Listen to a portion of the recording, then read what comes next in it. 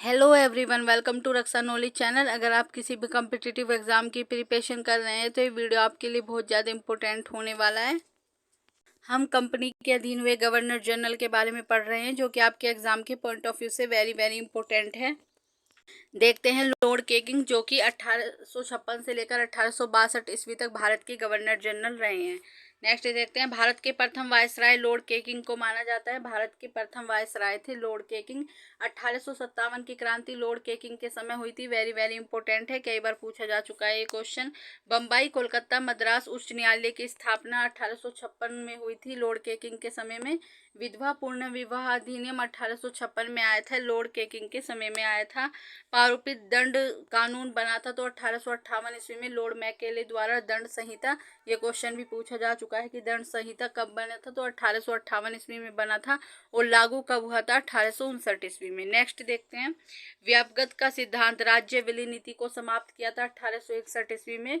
इसे राज्य की हड़प नीति भी कहा जाता है। व्यापगत का सिद्धांत जो कि डलहौजी ने शुरू किया था और इसको खत्म लॉर्ड केकिंग के समय किया गया था 1861 ईस्वी में 1858 अधिनियम के तहत। नेक्स्ट देखते हैं, लॉर्ड लॉरेंस जो कि 1864 से लेकर 1869 ईस्वी तक भारत के वायसराय रहे। भूटान का ब्रिटिश साम्राज्य पर आक्रमण 1865 ईस्वी में हुआ था। नेक्स्ट देखते हैं, उड़ीसा में भीषण अकाल पड़ा था 1866 ईस्वी में लॉर्ड लॉरेंस के समय में।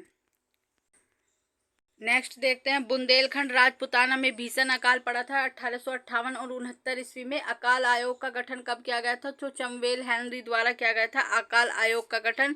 यूपीपीसीएस में स्टेटमेंट में काफ़ी पूछे जाते हैं। प्रथम समुद्री टेलीग्राम सेवा कब शुरू हुई थी, तो 1865 ईस्वी में हुई थी। भारत और यूरोप के बीच प्रथम समुद्री टेलीग्राम सेवा।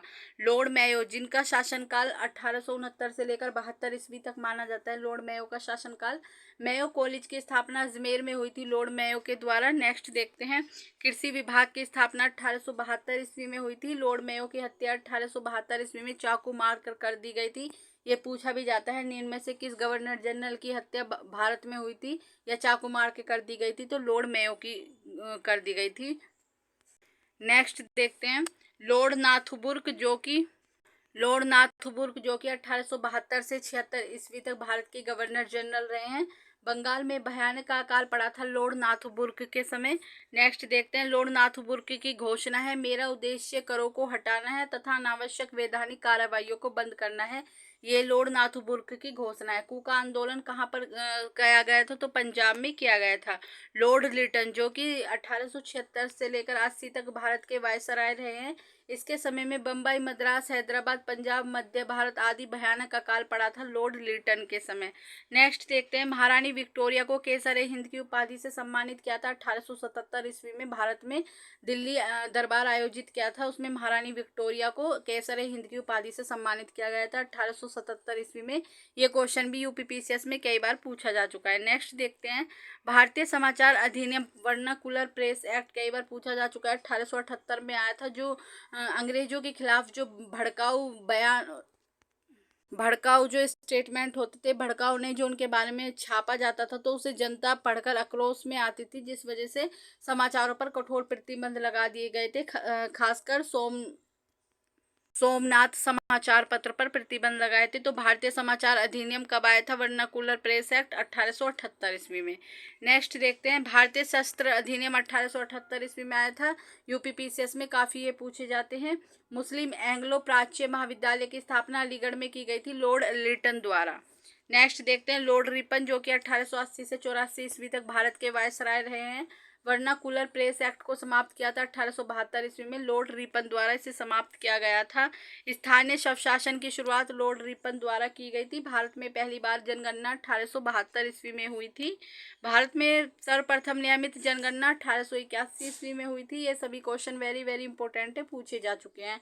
प्रथम कारखाना अधिनियम 1881 ईस्वी में आया था लॉर्ड रिपन के समय। ये भी क्वेश्चन पूछा जा चुका है यूपीपीसीएस स्टेटमेंट में।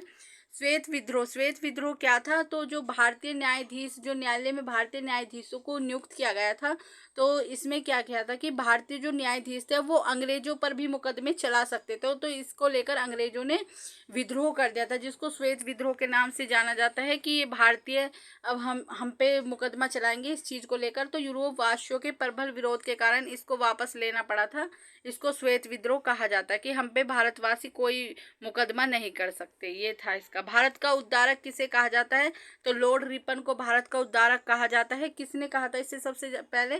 तो फ्लोरेंस नाइटिंगेल ने कहा था इसे भारत का उद्धारक लॉर्ड रिपन को। ये क्वेश्चन भी पूछा जा चुका है। सभी क्वेश्चन किसी ना किसी एग्जाम में पूछे गए हैं। अगर आप इसको कंटिन्यू करेंगे तो आपको देखेंगे कि इससे अलग आपके पेपर में, एग्जाम में, किसी भी एग्जाम में कुछ भी पढ़ने की आवश्यकता नहीं है। अगर आपको क्वेश्चन का लेवल अच्छा लगा हो तो चैनल को सब्सक्राइब, वीडियो को लाइक एंड शेयर करें। Thank you so much.